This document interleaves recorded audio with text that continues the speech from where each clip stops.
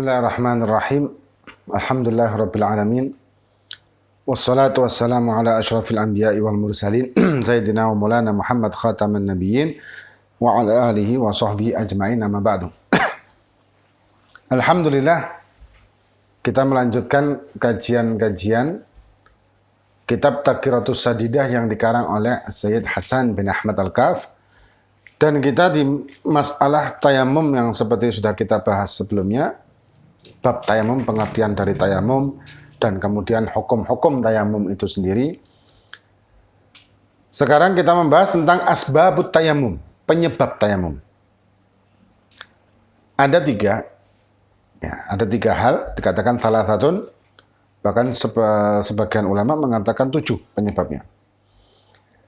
Yang pertama, faqdul ma'i wal maradi, yang kedua. Kemudian wal ihtiyaj ilahi li'atasi hayawan muhtaram. Jadi yang pertama, faqdul ma', tidak ada air. Dan itu terbagi lagi menjadi 2. Wal marad, sakit. Wal ihtiyaju ilaihi li'atasi hayawanin muhtaram, dan dibutuhkan air tersebut untuk minumnya atau kedahaganya hewan muhtaram. Hewan dalam hal ini adalah makhluk, baik manusia maupun hewan. Yang muhtaram, yang terhormat, dalam arti haram untuk dibunuh dan haram untuk disakiti. Apakah ada yang tidak muhtaram? Nanti akan kita bahas. Ada 6 hewan yang ghairu muhtaram. Yang pertama, faqdul ma', tidak adanya air. Nah, faqdul ma' ay al-ajzu anil isti'malil ma'. Jadi tidak mampu untuk memakai air, imma li faqdihi, karena tidak ada air, hissan au li faqdihi syar'an. Secara hissan memang tidak ada air, atau li faqdihi syar'an, atau karena tidak ada air secara syar'an. Nah, yang pertama faqdul hissi dulu. Faqdul hissi maksudnya apa? Bi alla yajidal ma' bil kulliyah ba'dal bahthi anhu. Memang betul-betul tidak ada air sama sekali. Ya, airnya memang tidak ada sama sekali di daerah tersebut atau di lingkungan tersebut. Ba'dal, setelah bahthi anhu, mencarinya. Dan mencari air ini memang ada aturan tersendiri di dalam hukum. Batasnya, radius berapa dan seterusnya nanti akan kita bahas. Kemudian yang kedua, faqdu syar'i. Tidak ada air dalam arti secara syar'annya, bukan secara hissinya. Maksudnya apa? Ada air tapi tidak ada kemampuan untuk memakai air tersebut, atau tidak memungkinkan dipakainya air itu tadi. Seperti ka'an wajadal ma', seperti dia mendapatkan air, walakin yahtaju ilahi li'atasi hayawan muhtaram. Tapi dibutuhkan air ini untuk dahaganya atau minum atau makannya binatang atau makhluk yang muhtaram, yang terhormat. Ini dinamakan faqdu syar'i, ada tapi tidak mungkin dipakai atau tidak bisa dipakai. Kemudian yang kedua, awwajadahu yuba'u bi'aksar min thamanil mithli. Ada tapi dijual dengan harga yang fantastis, yang di luar harga umum. Yani dijualnya itu dengan harga yang sangat tinggi. Ini juga ada air tapi tidak bisa kita beli karena harganya yang selangit, gitu ya. Yang ketiga, awwajadahu wa kana bainahu wa bainal mani'un kasabu'in. Ada air, tapi antara dia dengan air itu tadi, tempat air itu, misalkan telaga, danau, sungai, ada halangan yang membahayakan, seperti mungkin binatang buas, atau tidak bisa mengambilnya, misalkan dia di kapal yang besar, dan dia tidak bisa berenang. Mau ngambil air tersebut tidak punya alat, karena itu kan tinggi biasanya dari lautan. Dan di dalam kapal itu sendiri tidak ada air. Maka bisa bertayamum karena itu. Yang keempat, awwajadahu, ada air, walakin khafal marad min isti'malihi. Ada air, tapi dia takut akan sakit kalau dia pakai air itu tadi. Sakit. Ya, sakit yang bisa menyebabkan membahayakan tubuh kita ataupun jiwa kita malahan. Ini penyebab pertama dari diperbolehkannya tayamum, yaitu tidak adanya air secara syar'i maupun secara hissi. Kemudian yang kedua penyebab tayamum atau diperbolehkan tayamum adalah al-marad, sakit. Wa ahkamut tayamum halal marad thalatha. Dan hukum bertayamum ketika orang tersebut dalam keadaan sakit, kondisi sakit, ada 3 hal. Hukumnya 3 hukum. Nah. Yang pertama wajib. Tayamumnya wajib. Idza kana apabila yakhaful halak min isti'malil ma'. Kalau dia takut membahayakan bagi jiwanya malah ketika dia memakai air itu tadi. Mungkin bisa tambah parah sakitnya dan mengakibatkan kematian, atau mungkin bisa menjadikan dia celaka dan lain sebagainya, maka hukumnya malah jadi wajib untuk tayamum itu. Kemudian yang kedua mubah. Mubah dalam arti kalau kita pakai tayamum boleh, tidak boleh. Idza kana yakhafu mahdzurat tayamum. Kalau dia takut akan mempunyai penyakit yang akhirnya nanti diperbolehkan tayamum dengan pakai air ini. Wa huwa ziyadatul marid. Ya, seperti tambah sakit. Au bud'us syifa, atau lambat sembuhnya. Mungkin kalau sakit-sakit kayak sakit kulitnya terbakar, atau mungkin ada penyakit kulit yang lain yang tidak boleh kena air sama sekali sama dokter, dan dia kalau dokter mengatakan bahwa tidak mungkin kena air, maka malah jadi haram dia pakai air. Tapi kalau dia merasa bahwa kalau saya pakai air di tangan saya yang luka ini, maka penyakit saya akan lama sembuhnya, tambah parah penyakit kulit saya atau bagaimana, maka hukumnya mubah untuk dia tayamum. Kalau dia meragukan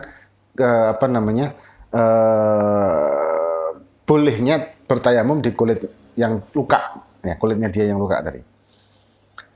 Au hudutsus syai'in fahish fi udwid dhahir.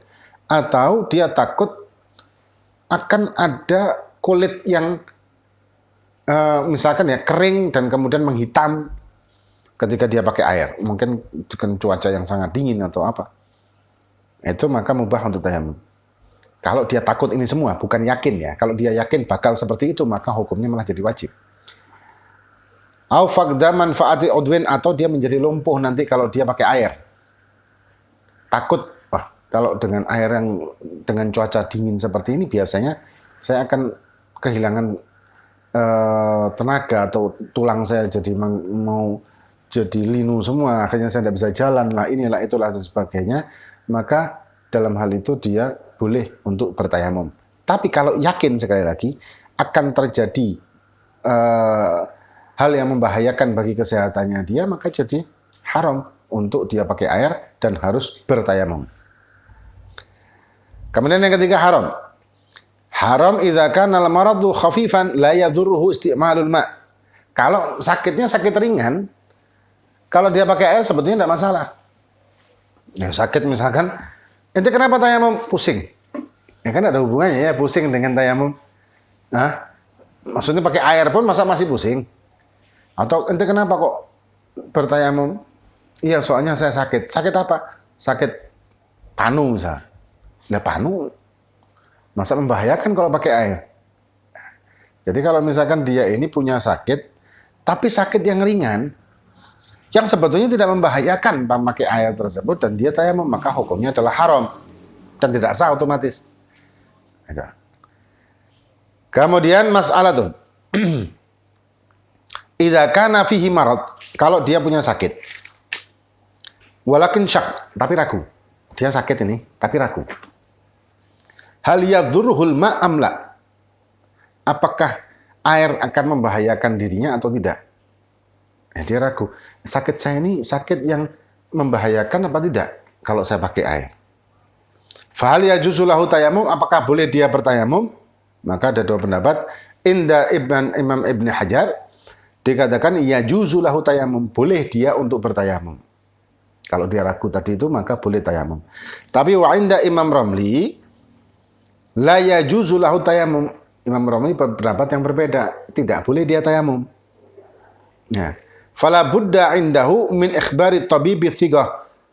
Menurut Imam Ramli harus ada pendapat dari dokter yang dapat dipercaya dan memang ahlinya dengan mengatakan bahwa penyakit ini akan berbahaya ketika Anda memakai air atau tidak akan bisa sembuh cepat atau malah menjadikan parah kalau Anda memakai air. Ada dokter tiga yang mengatakan seperti itu, maka hukum tayamumnya menjadi wajib. Ya, kalau ragu saja menurut Imam Romli tidak boleh bertayamum, tapi kalau Imam Ibnu Hajar boleh bertayamum. Kemudian sekarang yang ketiga, penyebab tayamum yang ketiga, al-ihtiyaju ilaihi li'atasi hayawani muhtaram. Dia punya air, tapi air ini dipakai atau digunakan untuk makhluk ya. Hayawan itu maksudnya makhluk ya. Makhluk itu bisa manusia, bisa juga binatang. Jadi semua makhluk, manusia atau binatang, yang membutuhkan air itu tadi untuk konsumsinya dia atau dahaganya dia selama perjalanan atau di tempat tertentu. Nah, jadi kalau misalkan air itu dibutuhkan untuk konsumsi atau dahaganya makhluk yang terhormat, maka hukumnya adalah boleh kita bertayamum. Nah, makhluk yang terhormat itu apa? Dan yang ghairu muhtaram itu apa? Dikatakan al-hayawanul muhtaram huwa alladhi yahrumu qatluhu. Makhluk yang muhtaram adalah yang haram dibunuh. Ya, haram kita bunuh. Baik dalam peperangan ataupun dalam hal-hal yang lain. Kemudian wal hayawanu ghairu muhtaram. Nah, tapi sebaliknya sekarang, hewan yang tidak muhtaram, tidak terhormat, ini ada 6. Dalam arti, andai kata mereka membutuhkan air dan mereka mau mati dengan kondisi tersebut, maka kita tetap tidak boleh memberinya air kalau kita pakai air tersebut untuk wudhu. Dalam arti begini, ketika kita di padang pasir, kemudian kita bertemu dengan salah satu makhluk dengan kategori salah satu dari 6 yang akan kita bahas ini. Dan dia kehausan, tapi kita punya bekal yang memang untuk persediaan minum kita dan rombongan kita, dan ada kita lebihkan memang untuk wudhu. Kalau dia minum, maka kita tidak wudhu dengan air ini. Nah, sedangkan dia termasuk salah satu dari 6 makhluk yang tidak muhtaram tadi. Maka tetap tidak boleh kita beri air kepada dia dan wajib kita wudhu dengan air tersebut. Nah, siapa 6 makhluk yang tidak muhtaram ini? Yang pertama, tarikus shalah. Orang yang meninggalkan sholat. Idza tarakaha juhdan au kasalan. Kalau dia meninggalkannya karena malas atau menentang. Karena orang meninggalkan sholat itu yang haram dan dosa adalah 2 hal ini. Menentang wajibnya sholat, tidak mau sholat, atau malas melaksanakan sholat. Nah, hukumnya juga berbeda.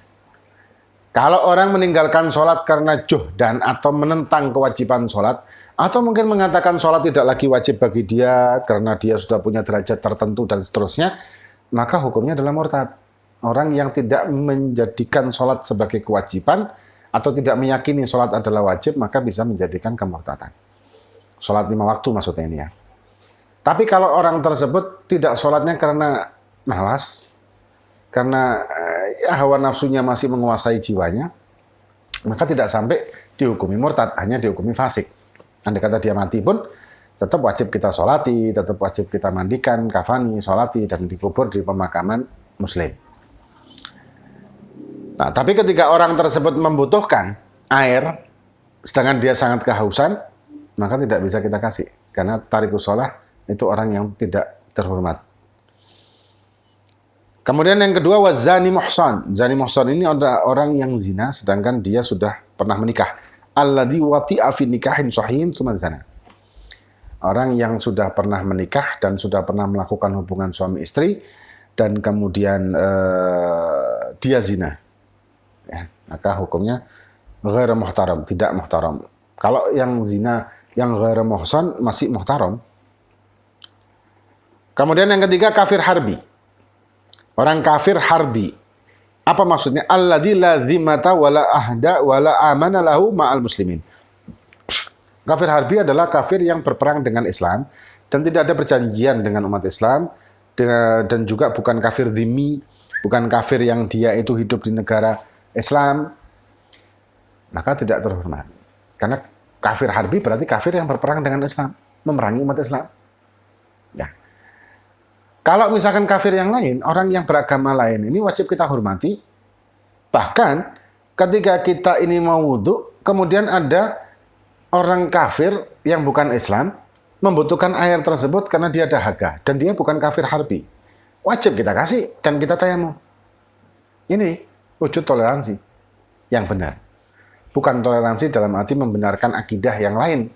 Ya, tapi saling menghormati sesama makhluknya Allah Subhanahu wa taala, sesama manusia, saling menghargai, saling menghormati. Tidak berarti harus membenarkan atau ikut campur dalam urusan agama orang lain. Kita bisa toleransi dengan menghormati makhluk Allah, sesama manusia, dan menghargai mereka tanpa perlu ikut campur dalam urusan ibadah mereka. Lakum dinukum waliyadin. Ini dalam Islam seperti itu. Ada tetangga kita orang kafir yang dia membutuhkan bantuan, membutuhkan tenaga kita, atau membutuhkan keamanan dari kita misalkan, maka wajib kita turun tangan ketika kita memang mampu untuk membantunya. Mau ke dokter, tidak punya mobil, kita punya mobil, dan kita mampu untuk mengantarkan, wajib kita antar. Tidak peduli agamanya apa. Nah, beda kasus dengan kafir harbi. Kafir harbi ini kafir yang memang berperang dengan Islam, dan membenci Islam, dan memusuhi Islam dengan terang-terangan, dan dia memerangi umat Islam, membunuh umat Islam, itu beda lagi. Kemudian yang keempat, ghairu muhtaram adalah murtad. Murtad ini huwallazi qata'al Islam biniyatin au ghalin au fi'lin. Murtad itu juga tidak muhtaram, yaitu orang yang keluar dari Islam karena keyakinannya, karena perkataannya ataupun perbuatannya. Dan pembahasan tentang apa saja yang bisa menjadikan kemurtadan itu panjang lebar ada di dalam kitab Sulam Taufik yang dikarang oleh Al-Imam Al-Habib Abdullah bin Husain bin Thahir. Itu sangat rinci sekali secara i'tiqad, keyakinan yang menjadikan kemurtadan. I'tiqad seperti apa, perbuatan seperti apa, perkataan seperti apa. Ya memang perlulah.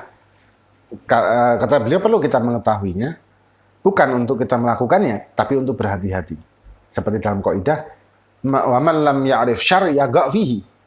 Barang siapa yang tidak mengetahui kejelekan, maka dia ditakutkan akan terjerumus dalam kejelekan tersebut tanpa dia mengetahui bahwa dia terjerumus dalam kesesatan dan kejelekan. Nah. Kemudian yang kelima, al-kalbul agur, anjing gila. Bahwa alladzi fihi idza, ada bahaya di situ, ada penularan penyakitnya dan membahayakan. Maka kalau kalbul agur atau anjing gila tersebut itu boleh dibunuh, malah wajib dibunuh karena membahayakan. Tapi kalau anjing yang lain seperti anjing penjaga, anjing telate, anjing pemburu, itu haram malah untuk dibunuh. Kalau anjing liar makruh dibunuh. Nah, kadang-kadang anjing liar ada yang membahayakan juga, merusak juga. Misalkan masuk ke kandang ayam lah, inilah. Kemudian yang terakhir al-khinzir, babi. Li'anau aswa'u hal minal kilab. Nah, babi termasuk binatang yang ghairu muhtaram. Karena sudah ada larangannya juga di dalam Al-Quran tentang pengharaman babi tersebut. Kalau dijawab, kalau ada yang mengatakan, loh, kan itu makhluk Allah. Kenapa harus kita benci? Kenapa? Kita bukan membencinya, tapi kita ada aturannya. Ya. Dalam arti, ketika kita punya air, yang air ini kalau kita kasihkan dengan binatang yang ghairu muhtaram atau makhluk yang tidak muhtaram tadi, maka kita tidak jadi wudhu. Maka kita wajib berwudhu dan tanpa memberi mereka air itu tadi. Tapi kalau air ini lebih, beda kasus. Ya, air ini lebih. Andai kata kita kasih mereka minum pun, kita masih bisa wudhu, masih bisa mengkonsumsi air itu tadi. Itu lain cerita. Itu lain masalah. Ya, kemudian yang berikutnya adalah marahil bahthi anil ma'. Nah, ini radius atau jarak mencari air. Yang kita sudah bahas yang sebelumnya, ketika seseorang tersebut tidak ada air, sama sekali tidak ada air, maka dia wajib untuk mencari dengan radius-radius tertentu yang akan kita bahas di pertemuan yang akan datang. Moga-moga bermanfaat bagi kita fid din wa dunya wal akhirah. Wallahu a'lam bishawab. Fatihah bi Allah fakana fid din tamna hadikum salihah. Wa man asafuna salihun sana warid ba'alim misal al-hawa wa nahmu misal al-hawa hatta an-nabi al-fatihah. A'udzu billahi minasyaitonir rajim. Bismillahirrahmanirrahim. Ghairil maghdubi 'alaihim waladdallin.